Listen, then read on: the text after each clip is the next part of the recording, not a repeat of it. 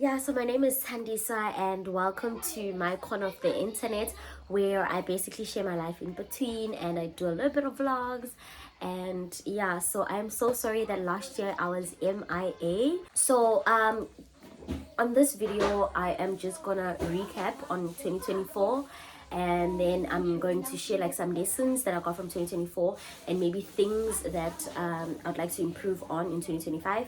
And then I am gonna have a follow-up video which will be my 2025 goals and a vision board, because this year I decided to create a vision board, which I'm really excited about. Really excited about that. So I have my little notebook. I got this notebook from Pep. It comes with a pen. It's really cute. I like it.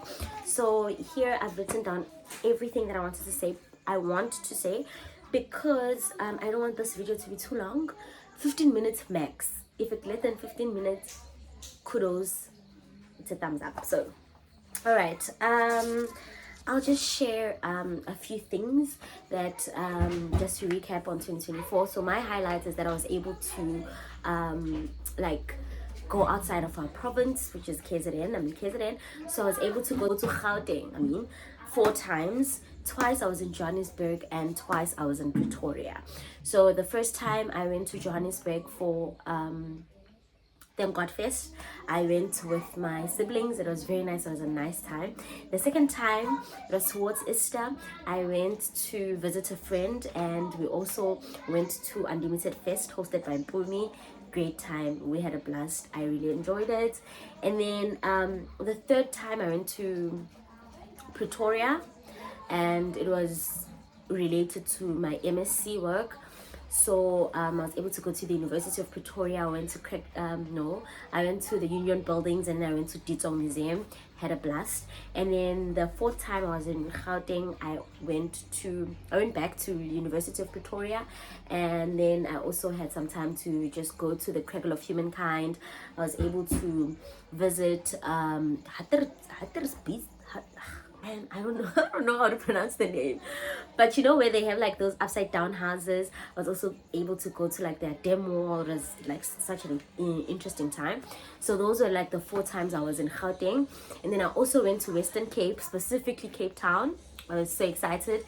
It was a road trip. A vlog for that is coming. I went with my friend. We spent 3 days, and then I think on the third day we got to Cape Town.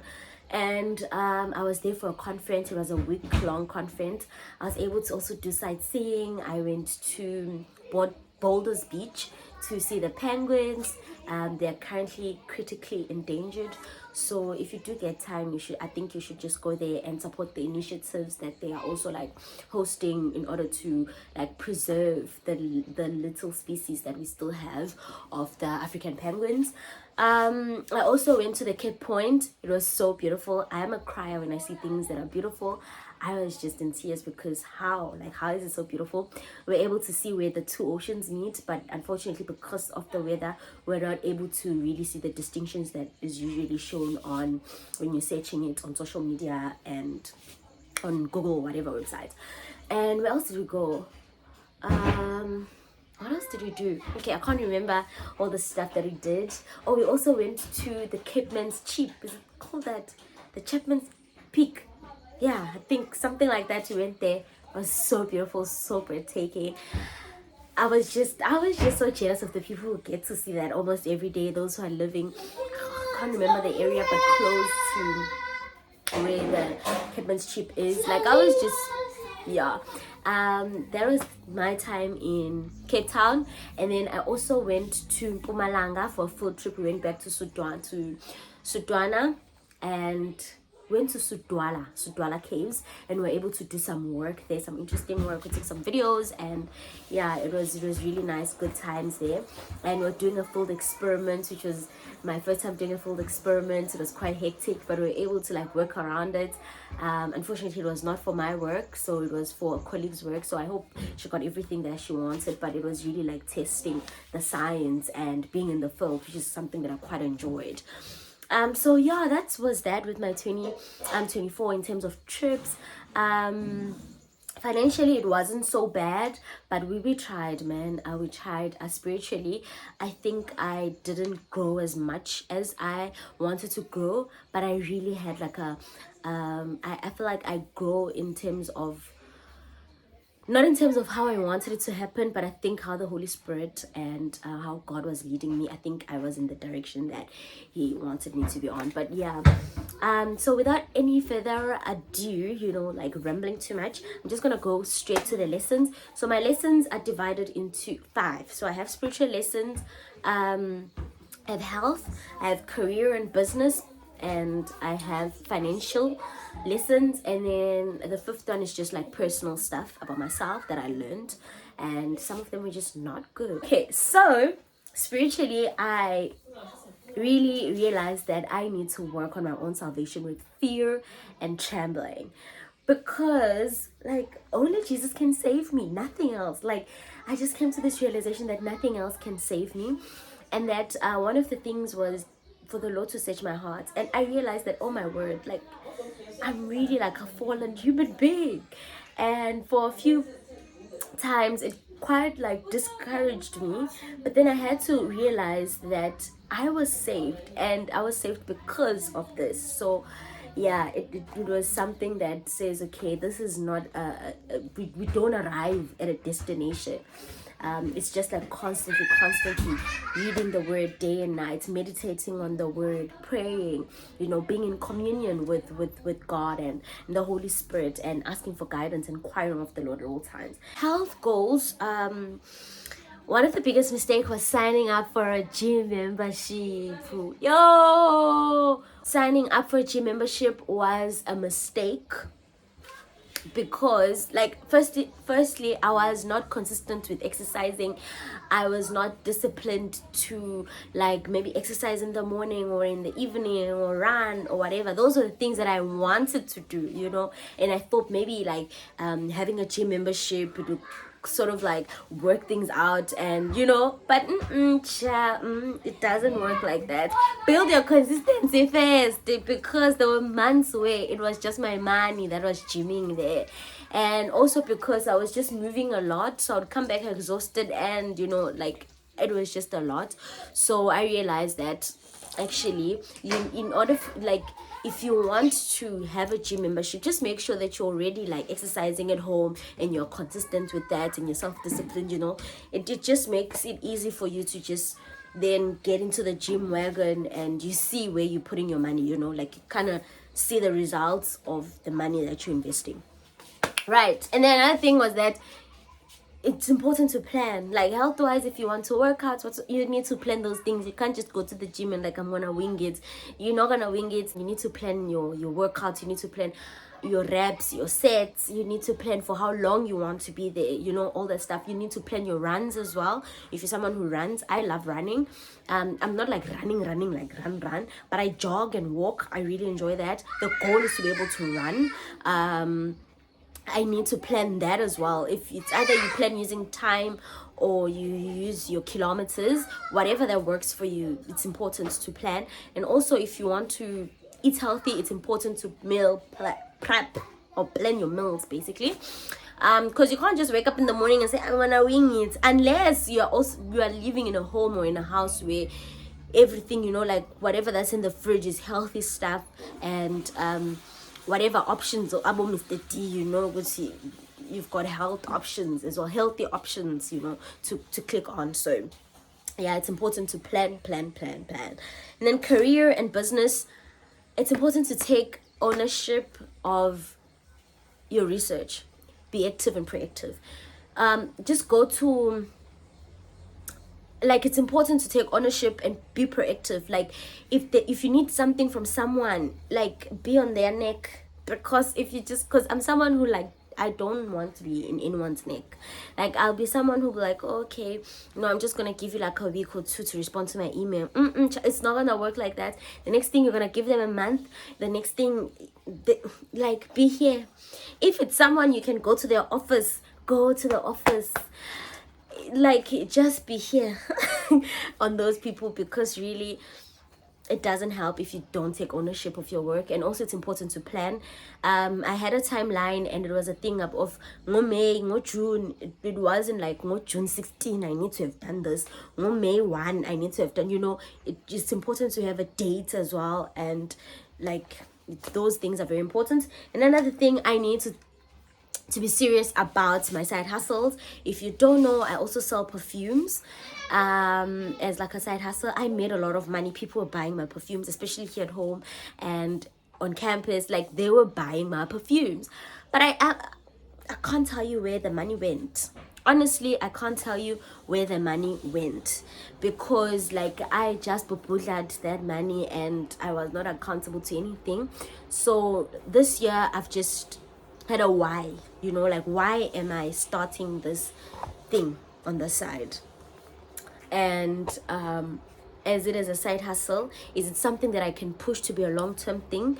Or if it's a side hustle, is it like a short-term thing to achieve a particular goal and then I move forward? Or what is it, like, what's the purpose of this side hustle? Because it's really taking away your time, so you need to have a reason why you are doing it. So that's like one career lesson that I had. And then financially, it's important to have an emergency savings. I cannot stress this enough.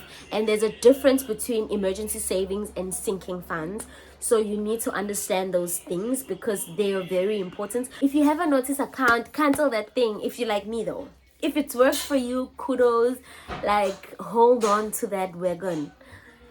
But for me, it didn't work, guys. It was costing me like 130 to withdraw now, like immediately. And I don't know how much money I wasted on withdrawing now. So, excuse me, so I'm just canceling it for this year. Going forward, I'm just not gonna have it until I have my discipline intact. But for now, I'm just gonna cancel it because it saves as a waste of money rather than a tool of saving money. And then another lesson was stick to the budget. Creating a budget is all nice and all that, but it's important to stick to the budget. Yes, you do have like the budgeted amount and the actual amount, and those vary sometimes, but don't just budget and leave it there, and then when you get paid, you just use it anyhow you see, and you don't become accountable to whatever that you've written down. So on my next video, you will see everything that I've planned in order for me to stop not sticking to my budget. So yeah. And then my personal, like, overall human being, lessons that I took from this year. Firstly, it was that I desire to please the Lord, and it's something that for a long time I thought it was weird, from where I come from and all that stuff. But being in a community of believers, I saw that actually it's not weird. And like seeing other people, on social media, like Kaburo sang, then you get encouraged to actually, I'm not being weird. Like, if God has placed this desire in my heart for him, then if I see other people not having the same desire, it doesn't mean that I'm weird, and I guess I should be thankful for that desire. So that's what I realized about myself, and I really thank the Holy Spirit for like igniting that fire in my heart. And then I also realized that I love traveling. Like, I was so happy being in between places, seeing the different roads, the different environments, the different settings. Like, Cape Town was so flat. Like, I even remember, like, why Cape Town is so flat? And then all of a sudden you have this big mountain, like, it was so flat. Like, the different landscapes, everything, the people. Like, when I went to Pretoria, the people were so kind. And the first time I went there alone, and I was like so scared because it was the first time traveling alone as well. So like, the people were nice. Even the Uber drivers, like, it's so nice. I really love traveling. I hope sometime soon, maybe next year or maybe this year, I don't know, I can have like an international trip, just to, but I still need to do my passport, and so to set things in motion. I also realized that I want to celebrate my birthdays.